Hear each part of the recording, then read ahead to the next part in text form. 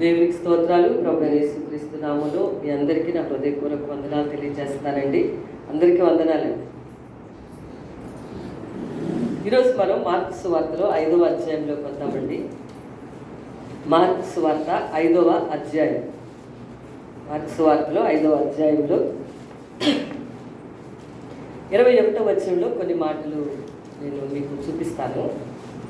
Actually ఈ అధ్యాయంలో కొన్ని విషయాలు మనం ఈరోజు ధ్యానం చేద్దాం. మార్కు సువార్త 5వ అధ్యాయం. మార్కు సువార్తలో 5వ అధ్యాయం మనం చూసినప్పుడు 21వ వచనం చదువుతున్నానండి. యేసు మరలా ధోని ఎక్కి అద్దరికి వెళ్ళినప్పుడు బహు జన సమూహము ఆయన యొద్దకు కూడి వచ్చెను. ఆయన సముద్ర తీరమున ఉండగా సమాజ మందిరపు అధికారులలో యాయీరు అని ఒకడు వచ్చి ఆయనను చూచి ఆయన పాదముల మీద పడి, నా చిన్న కుమార్తె చావనై ఉన్నది, అది బాగుపడి బ్రతుకున్నట్లు నీవు వచ్చి దాని మీద నీ చేతులుంచవల్లని ఆయనను మిగుల బ్రతిమాలు కొనగా ఆయన అతనితో కూడా వెళ్ళాను. బహుజన సమూహమును ఆయన్ని వెంబడించి ఆయన మీద పడుచు. కొన్ని విషయాలు ఇక్కడ జరిగిన విషయాన్ని నేను మీకు చెప్తాను. తర్వాత దీంట్లో మనం నేర్చుకునే పాఠాలు ఏంటో కొన్ని మనం తెలుసుకుందాం. యేసు ప్రభు యాక్చువల్గా 5వ అధ్యాయాన్ని స్వస్థతల అధ్యాయం అనొచ్చు. ఈ మార్కు సువార్త 5వ అధ్యాయాన్ని స్వస్థతల అధ్యాయంగా చెప్పచ్చు. ఎందుకంటే ఆ ముందే అపవిత్రాత్మ పట్టిన ఆయన స్వస్థపరిచారు. తర్వాత యాయీరు కుమార్తె, తర్వాత 12 ఏళ్ల రక్తస్రావం కలిగినటువంటి స్త్రీని స్వస్థపరచడం, ఇవన్నీ కూడా మనం ఈ అధ్యాయంలో చూడవచ్చు. ఏ అధ్యాయం అనొచ్చు? స్వస్థతల అధ్యాయం, అంటే రోగాలను బాగు చేసిన అధ్యాయం. ఏం జరిగిందండి ఇక్కడ అనే విషయాన్ని చెప్పిన తర్వాత మనం కొన్ని పాఠాలు నేర్చుకున్నాం. ఏమైందంటే యేసు ప్రభు ఇలాగే ఒక ఊరి నుంచి ఒక ఊరికి, ఒక ఊరి నుంచి మరొక ఊరికి ప్రయాణం చేస్తూ అనేక మందికి సువార్త ప్రకటన చేస్తూ, అనేక మంది ఎవరైనా సరే రోగగ్రస్తులుగా ఉండి వస్తే వాళ్ళందరినీ కూడా ఆయన స్వస్థపరుస్తూ ఉండేవారు. లేకపోతే దెయ్యాలు పట్టి అపవిత్రాత్మలు పట్టిన వారు వచ్చినా సరే వాళ్ళందరికీ కూడా ఆయన స్వస్థత ఇచ్చేవారు. అపవిత్రాత్మలు పట్టిన వారికి స్వస్థత ఇచ్చారు. మరి ఏదైనా హెల్త్ అనారోగ్యం ఉంటే స్వస్థపరిచారు. అలా చేస్తూ వస్తున్నారనమాట. వస్తూ ఉంటే సడన్గా ఒక ఆయన వచ్చాడు. ఆయన ఒక సమాజ మందిరపు అధికారి.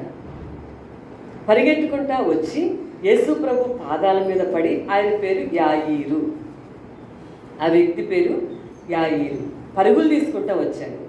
వచ్చిన ఆయన యేసు ప్రభు పాదాల మీద పడ్డాడు. పడిన తర్వాత ఏం చెప్పారంటే, ప్రభువా, నా కూతురు చావడానికి సిద్ధంగా ఉంది, దయచేసి మీరు వచ్చి మీ చేతులు ఆమె మీద కనుక పెడితే నా కుమార్తె లేచి బ్రతుకుతుంది అని అడిగారు. ఎలా ఉందట? చావడానికి సిద్ధంగా ఉందన్నమాట. కాబట్టి ప్రభువా, మీరు రండి, మీరు వస్తే మీరు 2 చేతులు పెడితే తప్పనిసరిగా నా కూతురు బ్రతుకుతుంది అనే విశ్వాసం నాకుందన్నారు. వెంటనే యేసు ప్రభు ఏం చెప్పారంటే, అవునా, మీ కుమార్తెకి ఒంట్లో బాగాలేదా, అనారోగ్యంతో ఉందా, చనిపోవడానికి సిద్ధంగా ఉందా, అయితే నేను మీకు తప్పనిసరిగా మీ ఇంటికి వస్తాను అని చెప్పి యేసు ప్రభు బయలుదేరారు. ఎవరింటికి బయలుదేరారు? యాయీరు ఇంటికి బయలుదేరారు. ఇప్పుడు వచ్చిన ఆయన పేరు యాయీరు. మీ కూతురికి బాగాలేదా, చనిపోవడానికి సిద్ధంగా ఉందని అంటున్నావు కదా, అయితే పద వెళ్దాం, మీ ఇంటికి వస్తాను నేను. మీ ఇంటికి వచ్చి మీ అమ్మాయికి నువ్వేదైతే అడిగావో తప్పనిసరిగా మీ అమ్మాయి మీద నా చేతులు పెట్టాలని కదా నువ్వు అడిగావు, తప్పకుండా దాన్ని చేస్తాను రమ్మని చెప్పి బయలుదేరారు. యేసు ప్రభుతో పాటు ఆ రోజున చాలామంది ప్రజలు కూడా ఉన్నారు. సో దారిలో ఇలా బయలుదేరి వెళ్తున్నారండి. యాయీరు ఉన్నాడు, ప్రక్కన యేసు ప్రభు ఉన్నారు, ప్రక్కన యాయీరు ఉన్నారు, మరి శిష్యులు ఉన్నారు, చాలామంది ఉండేవారు కదా ఆయనతో పాటు. మరి రోగాలు తగ్గిన వాళ్ళందరూ ఈయనతో పాటు తిరుగుతున్నారు. ఈయన సహాయం పొందుకున్న వాళ్ళు ఈయనతో పాటు చాలామంది ఉన్నారు. సరే, యేసు ప్రభు శిష్యులు వీళ్ళందరూ కూడా ప్రయాణం అయిపోయి హడావిడిగా యాయీరు ఇంటికి బయలుదేరి వెళ్తున్నారు. వెళ్ళేటప్పటికి మధ్యలో ఒక సంఘటన జరిగింది. ఈలోపు ఒక స్త్రీ, రక్తస్రావ రోగముతో బాధపడుతున్న ఒక స్త్రీ ఏం చేసిందంటే, అంత గుంపులుగా వెళ్తున్నారు కదా, ఆయన ఒక్కళ్ళే వెళ్ళట్లేదండి. యేసుప్రభు ఒక్కళ్ళే కాదు, జనాలు గుంపులుగా ఒక్కళ్ళు వెనకాల ఒకళ్ళు యేసుప్రభుతో పాటుగా నడుచుకుంటూ వెళ్తున్నారు. సరే, జనాలందరూ గుంపులుగా ఉన్నారా? ఈ రక్తస్రావ రోగం కలిగిన స్త్రీ ఏం చేసిందంటే, యేసు ప్రభువుని ముట్టుకుంటే నాకున్న రోగం తగ్గుతుంది అనుకుంది. అందుకని అందరూ ఒకరి మీద ఒకరు పడి తోసుకుంటున్నారు కదా. అందుకని చెప్పి సడన్గా ఏం చేసిందంటే ఆ జనాల్లో నుంచి, ఆ గుంపులో నుంచి వచ్చేసి యేసు ప్రభు వస్త్రపు చెంగుని పట్టుకోగానే ఆమెకున్నటువంటి వ్యాధి కంప్లీట్గా తగ్గిపోయింది. వెంటనే అప్పటికప్పుడు తగ్గిపోయింది అనమాట. వెంటనే తగ్గిపోయేటప్పటికి యేసు ప్రభు అన్నారు, ఎవరో నన్ను ముట్టుకున్నారు అని చెప్పేటప్పటికి అమ్మయ్య రోగం తగ్గింది, వెళ్ళిపోదాము అనుకుంటుంది ఈవిడ. అనుకోగానే యేసు ప్రభు అడిగారు, ఎవరు నన్ను ముట్టుకున్నారో వాళ్ళు లేచి సాక్ష్యం చెప్పండి అని చెప్పి. ఎవరైతే రక్తస్రావ రోగంతో బాధపడతా ఉన్నారో ఎవరో నన్ను ముట్టుకున్నారు, ఆమెకు ఆరోగ్యం వచ్చింది, ఎవరు ముట్టుకున్నారో ముందుకు వచ్చి చెప్పండి అని చెప్పారు యేసు. ఎందుకు వచ్చింది? తగ్గిన తర్వాత కాముగా వెళ్ళిపోదామనుకంటే ఈయన ఒక ఆయన అందరి ముందుకు వచ్చి సాక్ష్యం చెప్పమన్నారని చెప్పి ఇక అయినా సరే ఇంకా చెప్పాలి అని బయటకు వచ్చి, నేను నీ దగ్గరికి వచ్చి ముట్టుకున్నటువంటి స్త్రీని నేనే, నాకున్న వ్యాధి తగ్గింది, నేను ఈ వ్యాధితో 12 సంవత్సరాల నుంచి బాధపడుతున్నాను అని చెప్పింది. ఈలోపు ఎవరున్నారు ఈయనతో పాటు? అసలు అప్పుడు యాయీరు ఉన్నాడు. ఎందుకు ఎక్కడికి వెళ్తున్నారు యేసు ప్రభు? యాయీరు వాళ్ళ ఇంటికి బయలుదేరే పనిలో కదా ఆయన వెళ్తున్నారు. ఈలోపు మధ్యలో ఈ సంఘటన జరిగింది. వెంటనే ఇక ఇది అయిపోయిన తర్వాత ఇక్కడ యాయీరుకు టెన్షన్ అయి ఉంటుంది, బహుశా ఆలస్యం అయిపోతుంది, ఎట్లా? ఈలోపు రావాల్సిన కబురు రానే వచ్చింది. కొంతమంది యాయీరు ఇంట్లో నుంచి వచ్చి, ఇంటి దగ్గర ఉన్న వాళ్ళు వచ్చి, ఆ ఇంటి వాళ్ళు ఏం చెప్పారంటే, మీ అమ్మాయి చనిపోయింది, నువ్వు ఇంకా ఆయన్ని ఎందుకు ఇబ్బంది పెడతావు? ఎందుకు ఆయన్ని, ఆ యేసు ప్రభుని ఎందుకు అంత ఇబ్బందులు పెడతా ఉంటావు? మీ అమ్మాయి ఇంకా చనిపోయింది, ఇంకా అయిపోయిందిగా, అయిపోయింది ఏదో అయిపోతే మళ్ళీ ఎందుకు మొదలుకి ఆయన తీసుకొస్తావు? కాబట్టి ఇక ఆయన తీసుకురాక అని చెప్పారు ఆ ఇంటి నుంచి వచ్చినటువంటి కొంతమంది ప్రజలు. అయినా సరే ప్రభు అన్నారు, విశ్వాసం ఉంచు అని చెప్పి యేసు ప్రభు యాయీరు వాళ్ళ ఇంట్లోకి వెళ్ళారు. 12 సంవత్సరాల వయసు ఉన్నటువంటి ఆ అమ్మాయి చనిపోయి ఉంది. అప్పుడు ఇంట్లో అందరూ ఏడుస్తున్నారు అన్నమాట. ఆ రోజుల్లో ఇలా ఎవరైనా చనిపోయిన వాళ్ళు ఉంటే సంగీతాలు వాయించడానికి మనుషులకి డబ్బులు ఇచ్చి సంగీతాలు వాయించే మనుషులు పెట్టుకునేవారు అన్నమాట. ఆ సంగీత వాయిద్యాలు వాయించే వాళ్ళు కూడా వచ్చేసారు. సంగీత వాయిద్యాలు వాయిస్తూ ఉన్నారు, మిగిలిన వాళ్ళందరూ ఏడుస్తూ ఉన్నారు. అందులో 12 సంవత్సరాల అమ్మాయి కదండి, చాలా బాధ ఉంటుంది కదా. ఏడుస్తూ ఉంటే ప్రభు ఆ ఏడ్చే వాళ్ళందరినీ బయటికి వెళ్ళమని చెప్పారు. ఎవరెవరిని? ఏడుస్తున్న వాళ్ళు, ఎవరైతే చచ్చిపోయిందని ఏడుస్తున్నారో వాళ్ళందరి ముందు బయటికి వెళ్ళమని చెప్పి పేతుర్ని, యోహాన్ని, యాకోబుని ఇంటి లోపలికి తీసుకువెళ్ళి ఆమెను ఇట్లా చేయి పెట్టి లే అని చెప్పి అన్నారు. చిన్నదాన లెమ్ము అని ఆయన చెప్పగానే ఎప్పుడైతే ఆయన ఇలా చెయ్యి పెట్టి చిన్నదాన్న లే అని అన్నారో వెంటనే ఆ అమ్మాయి లేచి కూర్చుంది. అప్పుడు ప్రభు అన్నారు, ఈమెకు మంచిగా ఆహారం పెట్టండి అని చెప్పి చేశారు. అది ఈరోజు మనం వినవలసిన అనుకున్న వాక్యం. సో ఎన్ని స్వస్థతలు జరిగినాయి ఇక్కడ? 2 జరిగాయి. ఒకటి రక్తస్రావ రోగం కలిగిన స్త్రీకి స్వస్థత వచ్చింది. రెండవది చనిపోయిన వాళ్ళు. బైబిల్లో చనిపోయిన వాళ్ళు ఎంతమందిని తిరిగి లేపారు యేసు ప్రభు? క్రొత్త నిబంధన గ్రంథంలో చనిపోయిన వాళ్ళు ఎంతమందిని యేసు ప్రభు లేపారు? ఎంతమంది అని అడిగారు. అంటే సంఖ్య చెప్పండి, తర్వాత చెప్తారు. కానీ లాజరు ఓకే,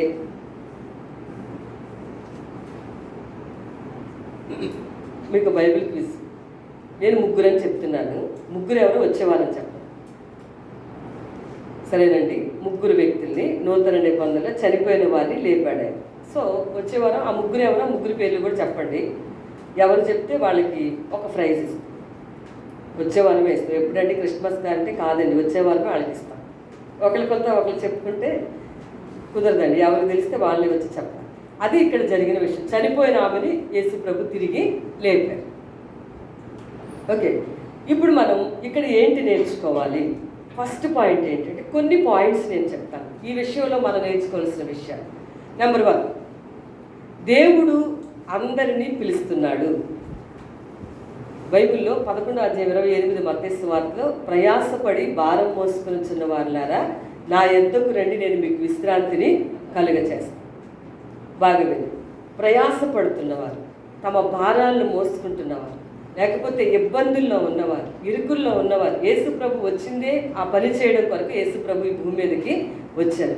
నలిగిపోతున్న వారిని విడిపించడానికి, రోగుల్ని స్వస్థపరచడం కొరకు, లేకపోతే పేదవాళ్ళకి సహాయం చేయడం కొరకు, వస్త్రాలు లేని వారికి వస్త్రాలు ఇవ్వడం కొరకు, ఆహారం లేని వారికి ఆహారం పెట్టడం కొరకు, అన్నిటికంటే శ్రేష్టమైనది అందరి కొరకు తన యొక్క శిలువ యాగము చేసి రక్షణ ఇవ్వడం కొరకు యేసుప్రభు ఈ భూమి మీదకి ఆయన వచ్చారు. సో అందరినీ ప్రభు పిలుస్తూ ఉన్నారు. ఇక్కడ 2 వ్యక్తులు మనకి కనిపిస్తూ ఉన్నారండి. 2 వ్యక్తుల్లో ఎంత తేడా ఉందో మనకి చూపిస్తాం.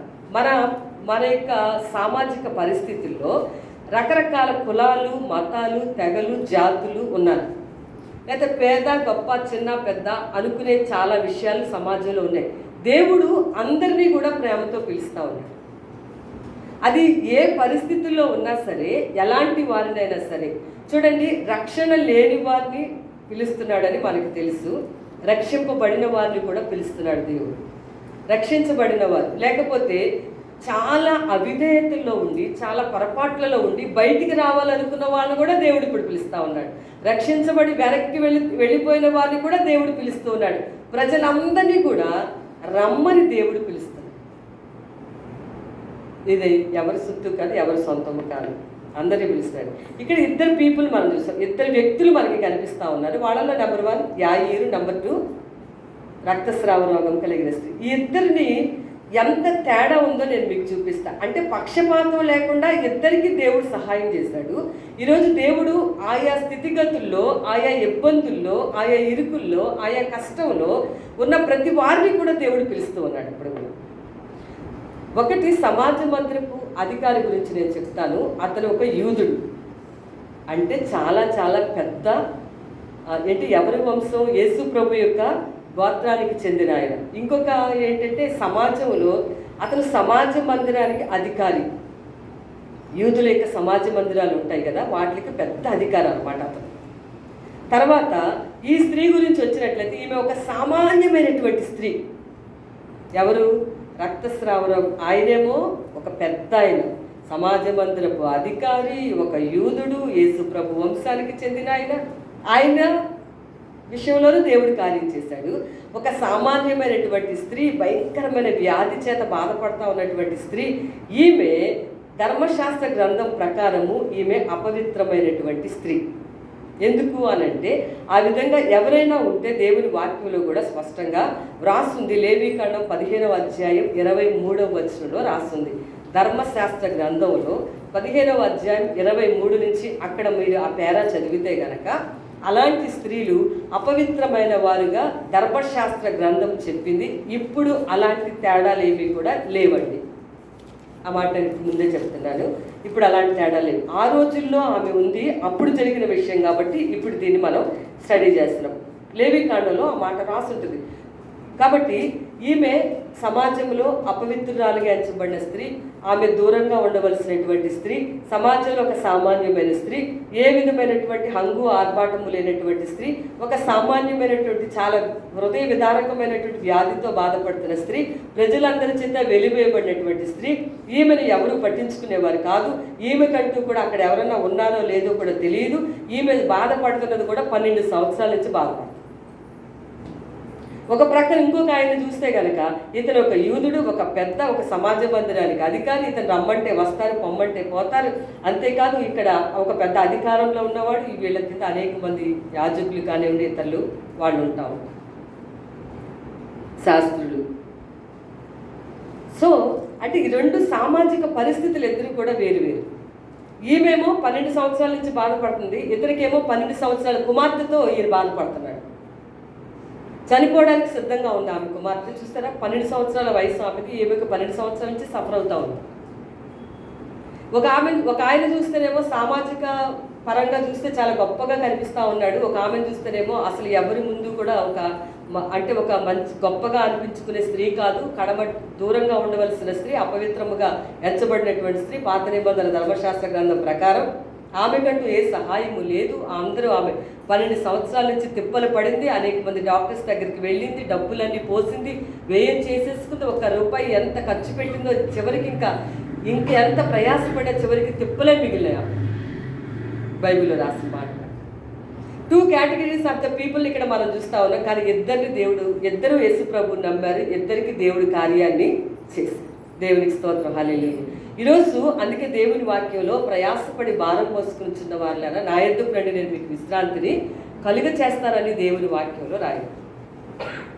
ఈరోజు మన జీవితాల్లో కూడా ఎప్పుడైనా ఏ సందర్భంలో సరే ఈ వాక్యం వింటున్న వాళ్ళు ఎవరైనా సరే ప్రభు దగ్గరికి వచ్చినట్లయితే అది ఎంత కష్టమైనా ఎంత శ్రమైనా, లేకపోతే నా గురించి పట్టించుకునే వాళ్ళు లేరు, లేకపోతే నన్ను చూసుకునే వాళ్ళు లేరు, నా గురించి బాధ్యత తీసుకునే వాళ్ళు లేరు, నా గురించి ఆలోచించే వాళ్ళు లేరు, లేకపోతే నన్ను ఇలా వెలివేశారు, నేను ఇలా ఉన్నాను అన్న ఎవరైనా సరే యేసు ప్రభు దగ్గరకు వస్తే తప్పకుండా దేవుడు వాళ్ళకి సహాయం చేస్తాడు.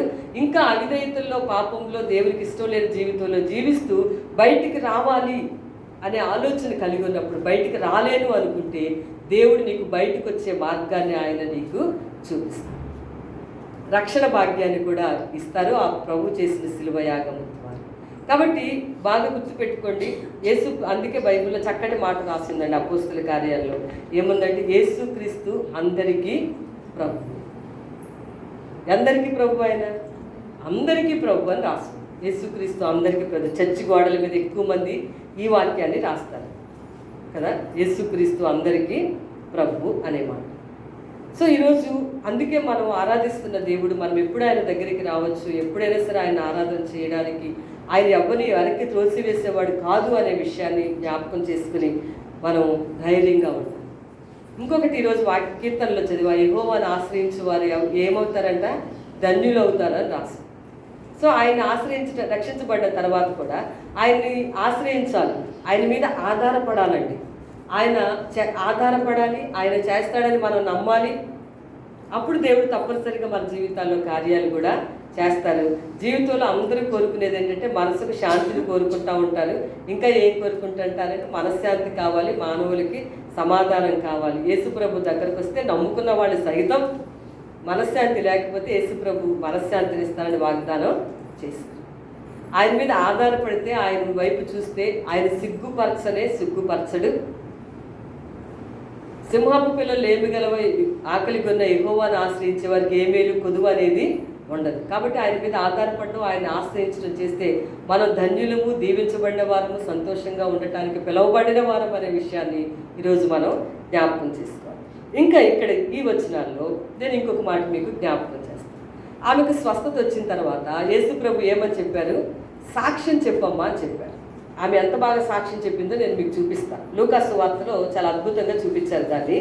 చూద్దాం. లూకా సువార్త 8వ అధ్యాయం 47వ వచనం.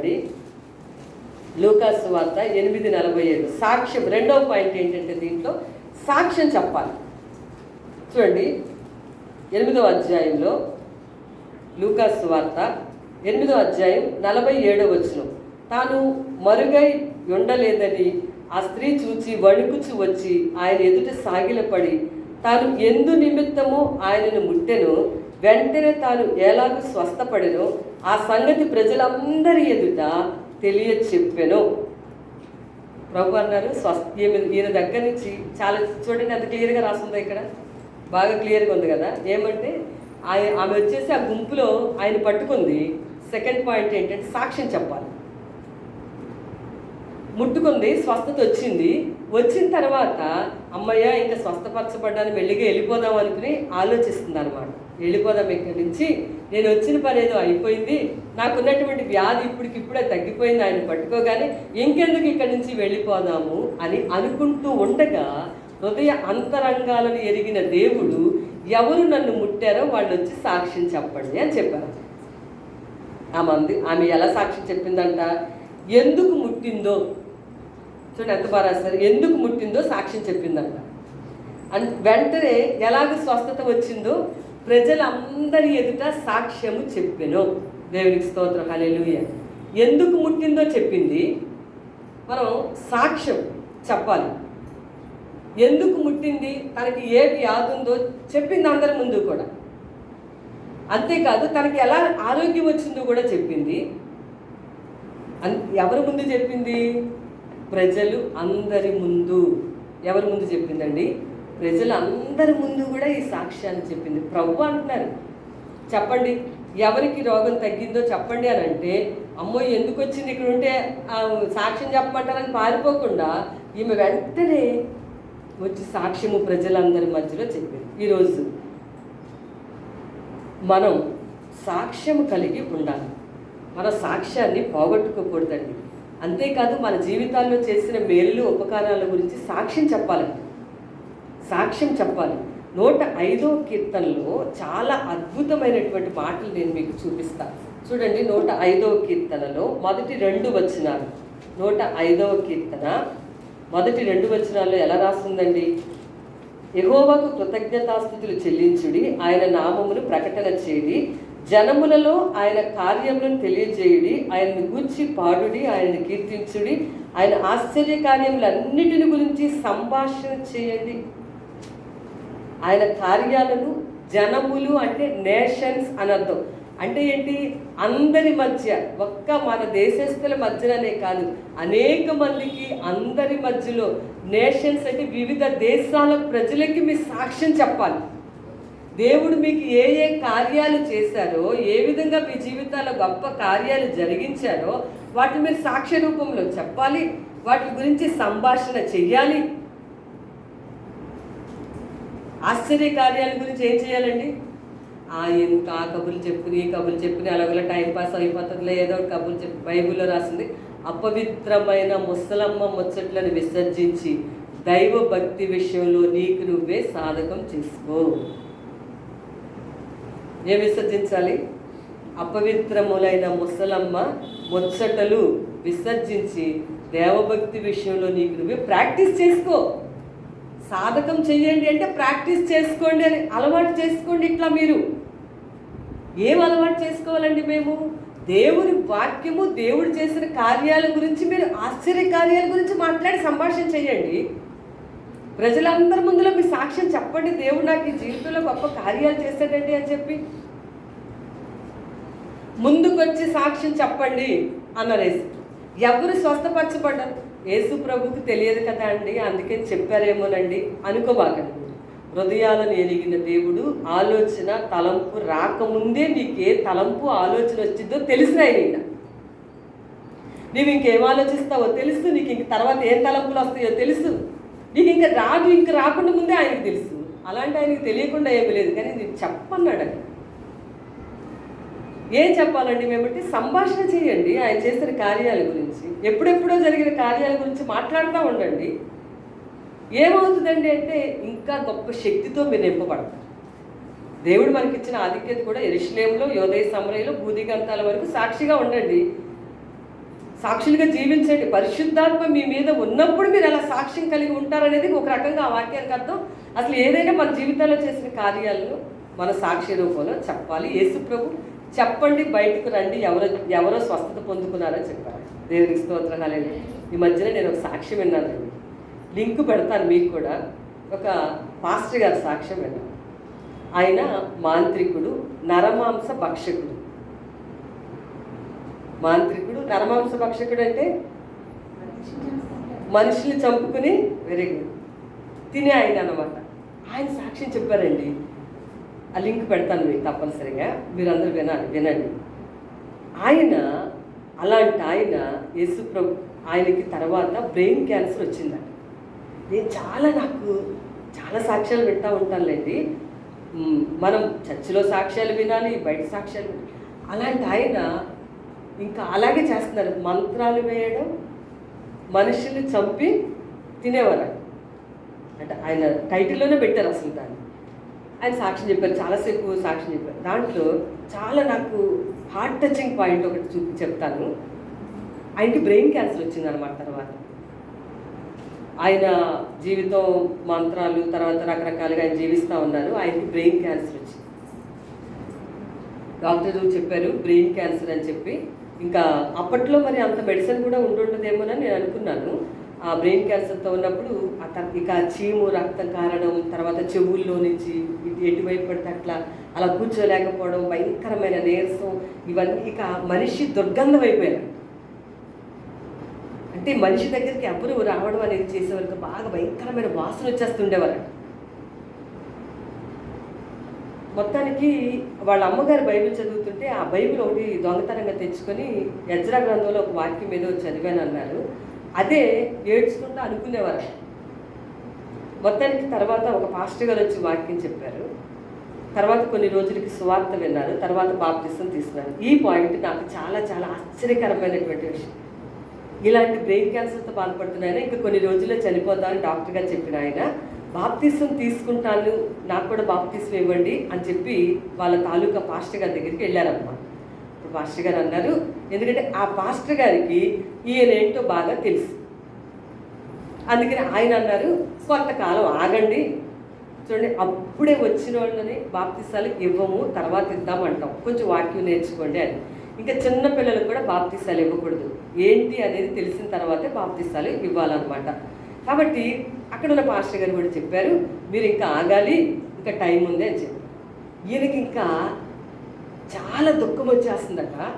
దేవుని వాక్యం చదువుకుంటా ఉండగా మరి ఆ రాత్రి పాస్టర్ గారి దగ్గరికి ఆయన దగ్గరికి వెళ్ళి, ఏమండి ఒకవేళ నేను ఇప్పుడు ఎందుకంటే క్యాన్సర్తో చనిపోతాననే బాధ అనమాట. వెళ్తే నరకంలోకి వెళ్ళిపోతాను కదా, నేను పరలోక రాజ్యానికి చేరం కదా అనుకుంటున్నారు ఈయన.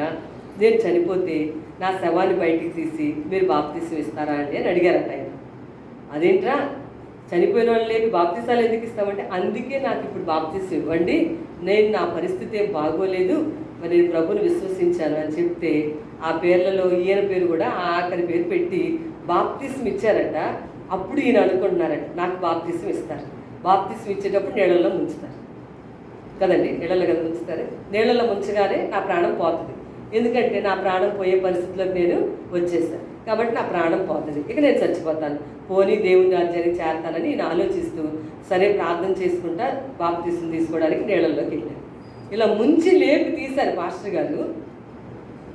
గట్టికి వచ్చారు, నార్మల్ లాగా అయిపోయారట.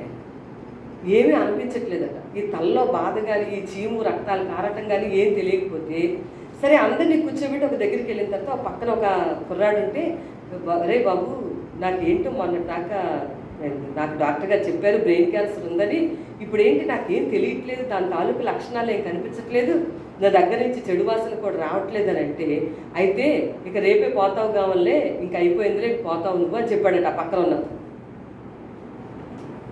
తర్వాత కొన్ని రోజులకి టెస్ట్ చేయించుకుంటే ఏ రోజైతే ఆయన బాప్తిసం తీసుకున్నారో ముంచి లేపేటప్పటికి ఉన్న రోగం పూర్తిగా పోయిందని ఆయన సాక్ష్యం చెప్పారు. దేవునికి స్తోత్రం. హల్లెలూయా. సాక్ష్యం నాకు చాలా ఎంకరేజింగ్గా అనిపించింది.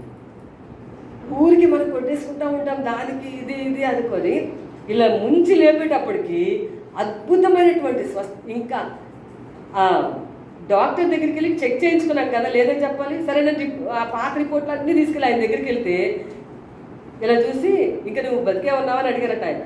ఆ బతికే ఉన్నానంటే ఇంకా నువ్వు వెళ్ళిపో, నీకు అప్పుడెప్పుడే ఇచ్చాను కదా అయ్యే కొంచెం వాడేసుకోమని చెప్తే ఈయనకి ఇంకా మనసు ఆక్క సరే బయటికి వెళ్ళిపోయి బోల్డ్ కొన్ని పేషెంట్లు ఉన్నారు బయటికి వెళ్ళిపోమన్నారు. సరే డాక్టర్ గారు వెళ్ళిపోమన్నారు కదా అని చెప్పి, ఎందుకంటే ఇదే డాక్టర్ గారు చెప్పారు ఆయన బ్రెయిన్ క్యాన్సర్ని, కాబట్టి మళ్ళీ ఆయన దగ్గరే కాదనిపించుకోవాలని చెప్పి బయట కూర్చుని 1 గంట అయిపోయిన తర్వాత అందరూ వెళ్ళిపోయిన తర్వాత డోర్ తీసి ఎలా చూస్తారంట. ఏంట్రా ఇంకెక్కడే ఉన్నావా నువ్వు అని అంటే డాక్టర్ గారు ఉన్నాను సార్ అంటే రాయితే అన్నారంట ఆయన. లోపలికి వెళ్ళిన తర్వాత ఏంటి రిపోర్ట్స్ ఏంటి నువ్వేంటి అనేసి అంటే ఆ వ్యక్తి నువ్వేనా అంటే నువ్వే అయితే కనుక మరి ఇప్పటిదాకా బ్రతుకున్నావు ఏంటంటే మీరు నాకు చూడండి, నాకు మళ్ళీ టెస్టులన్నీ రాయండి అని మొత్తం టెస్టులన్నీ రాయించుకున్నారంట ఆయన. మొత్తం రిపోర్ట్లు అన్నీ వచ్చాక ఆ రిపోర్ట్స్ చూసే రోజు డాక్టర్ గారు అన్నారు, ఆ మనిషి నువ్వే అయితే కనుక నీకు ఎలా తగ్గిందంటే ఇలాగ జరిగిందండి, నాకు నేను ఇలా బాప్తిసం అనేది తీసుకున్నాను, ఇలాగ జరిగిందంటే ఆ యేసు ప్రభువే నిన్ను రక్షించాడు, నీకు స్వస్థత అనేది ఆయనే ఇచ్చాడు, ఆయన కోసమే జీవించి ఇంకేం చేస్తామని చెప్పారట డాక్టర్. దేవునికి స్తోత్రం. హల్లెలూయా. ఆయన చెప్పారట నీకు ఏ క్యాన్సర్ కూడా ఇక లేనే లేదు అని చెప్పి సాక్ష్యం చాలా నాకు అద్భుతంగా అనిపించింది. మనం మన జీవితాల్లో ఎన్నో ఆశ్చర్యకార్యాలు జరిగాయండి. అప్పుడు అయిపోయింది గతం కథ కాదండి, వాటి గురించి సంభాషణ చేయాలి. వాటి గురించి మాట్లాడాలి. మా అబ్బాయి నిలబెట్టి ఎక్కడికైనా వెళ్ళిపోయి హడావుడికి వెళ్తాడు అనుకోండి, నిలబెట్టి ఏదైనా గుర్తొస్తే చెప్తా ఉంటాను. పలానప్పుడు అలా జరిగింది, పలానప్పుడు ఈ విషయంలో ఇలా జరిగింది, దేవుడు ఇలా సహాయం చేశాడు.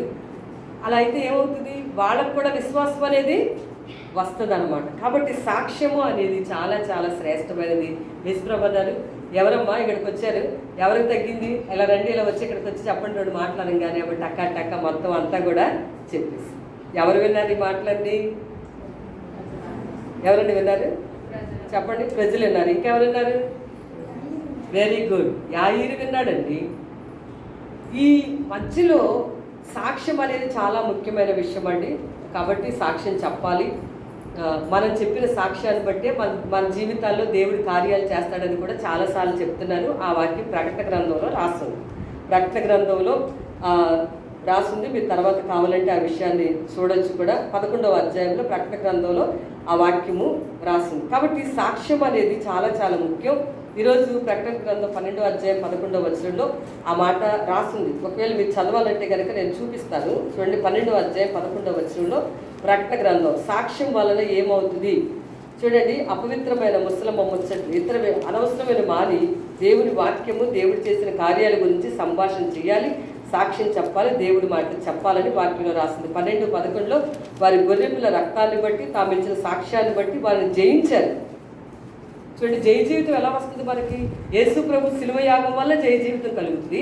మన నోటితో చెప్పిన సాక్ష్యాన్ని బట్టి కూడా మనకు విజయం కలుగుతుంది. దేవునికి స్తోత్రం, హల్లెలూయా. కాబట్టి సాక్ష్యం చెప్పాలి. ఇంకా థర్డ్ పాయింట్, దీంట్లో మనం నేర్చుకోవాల్సిన 3వ పాఠం, శ్రమలో ఉన్నప్పుడు దేవుడు ఆయా రీతులుగా మనకి మేలు చేస్తాడు. ఆ శ్రమ నుంచి విడిపించి కూడా మనకు సహాయం చేస్తాడు. చూడండి, ఎక్కడ ఉన్నప్పుడు మనం శ్రమల్లో, దేవుడు శ్రమలు రావు కాదు, శ్రమల్లో నేను అతనికి తోడై ఉండేదను, శ్రమలో నుండి అతన్ని నేను విడిపించను. సో శ్రమల్లో ఉన్నప్పుడు ఆయా రీతులుగా దేవుడు మన ఆదరణ దయచేస్తాడు, బలము దయచేస్తాడు, శక్తిని దయచేస్తాడు, వాక్యాన్ని దయచేస్తాడు. ఆ విధంగా మనసుకు నెమ్మదిని కూడా దేవుడు మనకి అనుగ్రహిస్తాడు శ్రమలో ఉన్నప్పుడు. తర్వాత శ్రమలో నుంచి కూడా దేవుడు బయటికి తీసుకొని వస్తాడు. ఇక్కడ ఏంటి శ్రమ అంటే, యాయీరు అనుకుంటున్నాడు ఆలస్యం, చాలాసార్లు శ్రమలో ఆలస్యం అయిపోయింది, చాలా ఆలస్యం అయిపోయింది అనుకుంటా. ఆలస్యం కాదండి, దేవుడు ఉద్దేశించిన సమయంలో దేవుడు తన కార్యాలు తప్పనిసరిగా జరిగిస్తారు. అసలు మధ్యలో కూతురుకు బాగోలేదు అనగానే బయలుదేరి వచ్చాడు కదండి ఈయన, వచ్చాడు కదా, మధ్యలో జరిగింది ఈ విషయం. కాబట్టి జరుగుతుంటే ఈయనకి మనసులో ఎలా ఉండుంటుంది చెప్పండి? అబ్బా, మనం కూడా చాలా విషయాల గురించి ఆలస్యం అయిపోయింది, చాలా లేట్ అయిపోయింది, ఈ విషయం జరగట్లేదు, లేకపోతే ఆ పని అవ్వట్లేదు, ఇదేంటి ఇలా జరుగుతుంది, ఎప్పటికీ ప్రార్థన చేయాలి, ఎన్ని సంవత్సరాలు ప్రార్థన చేయాలి, ఎలా ప్రార్థన చేయాలి, ఎన్నిసార్లు చేసినా కానీ అవ్వట్లేదు అనుకోవట్లేదు ఎవరు? యాయీరు అనుకుంటాడు, అబ్బా ఏంటి ఈవిడ మధ్యలో ఒకటి తగులుకొని ఇలా చేసింది, మధ్యలో ఇలా వస్త్రం ముట్టింది, ఆయనేమో సాక్ష్యం చెప్పించారు, టైం అంతా అయిపోతుంది, నా కూతురు అక్కడ ఏమైపోతుందో ఏంటో అని మనసంతా తీవ్రమైనటువంటి టెన్షన్ ఉండి ఉంటుంది యాయీరులో ఖచ్చితంగా. ఎందుకు చెప్పాను ఈ మాట? నేను చదవడానికి సిద్ధంగా ఉందని రాసుంది కదా బైబిల్లో, ఆయన చెప్పారు ఆ మాట, వాళ్ళ నాన్నగారే వచ్చి చెప్తున్నారు కాబట్టి చెప్పారు. ఈరోజు మనం కూడా చాలాసార్లు నాకు ఈ పని జరగలేదు, నాకు ఆ పని జరగలేదు, నాకు అట్లా అవ్వలేదు, నాకు ఇట్లా జరగలేదు, చాలా ఆలస్యం అయిపోతుందని చెప్పి చాలామంది బెంగ పెట్టుకొని, ఆందోళన పెట్టుకొని, కొంతమంది దిగులు పడిపోయి చనిపోయిన వాళ్ళు కూడా చాలామంది కనిపిస్తూ ఉంటారు. అంటే నిరీక్షణ అనేది ఉండదు అనమాట. ఇట్లా టెన్షన్ పడుతున్నాడా, ఈలోపు వాళ్ళ ఇంటి దగ్గర జనాలు రాని వచ్చి, ఇంకెందుకు నువ్వు హడావిడి పడతావు, మీ అమ్మాయి చనిపోయింది అని చెప్పేశారు. అప్పటి వరకు చనిపోలేదు అమ్మాయి, చావడానికి సిద్ధంగా ఉందన్నారు అంతే. ఇంకెందుకు, అయిపోయింది కదా. ఇక్కడ ఈయనకి విపరీతం, ఏది భయపడ్డాడో అదే అతని మీదకి వచ్చింది. యోబు ఏమన్నాడు, నేను దేనికి భయపడినో అదే నా మీదకి వచ్చింది. దేనికి భయపడక్కర్లేదండి, దేవుణ్ణి ఆశ్రయించి దేవుని చిత్తానికి అప్పగిస్తే బాగుంటుందండి ఎప్పుడైనా సరే. కాబట్టి ఆందోళన, చెంత, చాలా వర్రీ అయిపోతూ లేట్ అయిపోయింది, మధ్యలో ఈమె వచ్చేసింది అనుకుంటే వాళ్ళు రానే వచ్చి మీ అమ్మాయి చనిపోయింది, ఇంకా ఆయన బలవంతం చెయ్యక అని చెప్పారు సలహా. అయిపోయింది, ఇంకేముందులే, జరగరాంది జరిగింది, నేనేదైతే అనుకున్నాను అది జరిగిపోయింది అనుకుంటున్నాడు యాయీరు. ఈరోజు మనం కూడా చాలాసార్లు కొన్ని పనుల విషయంలో, కొన్ని విషయాల విషయంలో అయిపోయింది, ఇంకా జరగలేదు, ఇంకా చాలా అయిపోయింది, దేవుడు ఏం చేయలేదు, ఇట్లా అనుకుంటుంటాం. అయితే ఈ టైంలో మనం చాలా ప్రార్థన చేయవలసి ఉందండి. చాలా దేవుని దగ్గర కన్నీరు కార్చవలసిన విషయం ఉంది. ఏమి చేయకుండా దైవ కార్యాలు జరుగుతాయని ఎదురు చూడకూడదు. చాలా కన్నీరు ఉండాలి, చాలా పశ్చాత్తాపం ఉండాలి, చాలా ప్రార్థన ఉండాలి, దేవుని యొక్క సహాయం ఉండాలి, మనకి ఉండాలని ఏడ్చి ప్రార్థన చేసుకోవాలి. సో ప్రభు అన్నారు, నువ్వు విశ్వాసం ఉంచు, తప్పనిసరిగా నీకు కార్యం జరుగుతుందని ప్రభు చెప్పారు. ఎంత మంచి దేవుడు అంటే, ఆ అమ్మాయికి జరిగిన కార్యం యాయీరుకి ఎంతో బలాన్ని ఇచ్చింది. దేవునికి స్తోత్రం, హల్లెలూయా. ఒక సాక్ష్యము ఎదుటి వాళ్ళకి బలాన్ని ఇస్తుంది. ఒక సాక్ష్యము మిగిలిన వాళ్ళకి ఎంకరేజింగ్గా ఉంటుంది, మనకి కూడా అది శక్తిగా ఉంటుంది. ఈ శ్రమలో ఉన్నప్పుడు దేవుడు తనని ఎంత ఆదరించాడంటే, ఎంత ధైర్యపరిచాడంటే, ఆమె చెప్పిన సాక్ష్యమే అందుకు కారణం. కూతురు గురించి ఆలోచన పెట్టేసుకున్నప్పుడు ఒక గొప్ప విషయాన్ని దేవుడు అతనికి చూపిస్తున్నాడు. ఇక్కడ చూడు, 12 సంవత్సరాల నుంచి తిప్పలు పడింది ఈమె. ఎంత దగ్గర ఎక్కడికి వెళ్ళినా ఈ కుమార్తెకి స్వస్థత అనేది రాలేదు. కానీ ఈమె నన్ను ముట్టుకోగానే నాకు ఇలా స్వస్థత వచ్చింది తనకి. కాబట్టి నీ కూతురు కూడా బ్రతకగలదు అనే వాతావరణాన్ని యేసుప్రభు అక్కడ కల్పించారు. దేవునికి స్తోత్రం, హల్లెలూయా. ఎప్పుడైనా ఆలోచించారా దేవుడు మనకి ఎలాంటి వాతావరణాలు కల్పిస్తున్నారు? దేవుడు తన వాక్యం ద్వారా ధైర్యపరుస్తూ ఉంటాడు. వాక్యం వింటే వాక్యం ద్వారా ధైర్యపరుస్తూ ఉంటాడు. ప్రార్థన చేసుకుంటే బలం ఇస్తూ ఉంటాడు. ఇతరులు ఏమైనా సాక్ష్యం చెప్పినప్పుడు వాళ్ళకి సహాయం చేస్తే దేవుడు నాకు కూడా సహాయం చేస్తాడనేటువంటి గొప్ప ధైర్యాన్ని పెడతాడు. శ్రమలో కూడా నేను అతనికి తోడుగా ఉంటానంటే దేవుడు అలాంటి ఎన్విరాన్మెంట్ క్రియేట్ చేశాడు అక్కడ. ఆమె స్వస్థత పొందటం, ఆ సాక్ష్యం విన్నప్పుడు ఇతనికి ఎంతో గొప్ప ధైర్యం వచ్చి ఉండాలి. దేవునికి స్తోత్రం, హల్లెలూయా. కాబట్టి నెమ్మదిగా ఉన్నాడు. ఈసారి చనిపోయిందని చెప్పారు వచ్చి, అయినా సరే నెమ్మదిగానే ప్రశాంతంగా ఉన్నాడు అన్నమాట. పదా మీ ఇంటికి వెళ్దామంటే వచ్చారు. లోపల అందరూ ఫుల్ ఏడుపులు, కొంతమంది సంగీతాలు వాయిస్తున్నారు. ఎందుకంటే చనిపోయిన వాళ్ళ దగ్గర అవి చేస్తూ ఉంటారు, వాళ్ళు డబ్బులు ఇచ్చి తెచ్చుకుంటారు. వాళ్ళు కూడా ఏర్పాటు చేస్తారు. యేసుప్రభు అన్నారు, వీరందరినీ కూడా బయటికి పంపించారు. ఎవరిని ఎక్కువ చెప్పాలా? దేవుని వాక్యానికి వ్యతిరేకమైన సలహా సంప్రదింపులు ఇచ్చేవారిని ముందు బయట పెట్టాలి.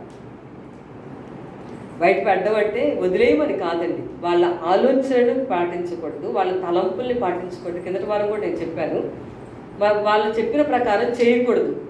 ఎప్పుడు దేవుని వాక్యానికి వ్యతిరేకమైన ఆలోచన, దేవుని వాక్యానికి వ్యతిరేకమైన తలంపులు, దేవుని వాక్యానికి వ్యతిరేకమైన సలహాలు ఇచ్చినప్పుడు వాటిని అన్నింటినీ కూడా ఎక్కడ పెట్టాలి? బయట పెట్టాలి. వాటిని పాటించకూడదు. అది వాక్యమే ఆధారం. వాక్యం చెప్పే వాళ్ళకైనా వినే వాళ్ళకైనా ఇది ఒక్కటనే ఆధారం, ఇంకా అంతకంటే ఇంకేం కాదు. అందరూ ఏడ్చే వాళ్ళంతా బయటికి పోండి అన్నారు. ఈ పాయింట్లో నేను ఒక మాట చెప్తానండి మీకు. శరీర సంబంధమైన విషయాల కొరకు ఏడిస్తే అది మరణంలోకి నడిపిస్తుంది. అందుకే శరీర సంబంధమైన విషయాలు ఎక్కువ దుఃఖం పెట్టుకోవద్దు. దేవుడికి అప్పగించండి, దేవుడి సన్నిధిలో ప్రార్థన చేసుకోండి, దేవుడికి చేతిలో పెట్టండి. అలా దుఃఖం శరీర సంబంధమైన విషయాల కొరకైన దుఃఖాన్ని మీరు పెంచుకోకూడదు. ఆత్మ సంబంధంగా దుఃఖపడండి. ఎలా?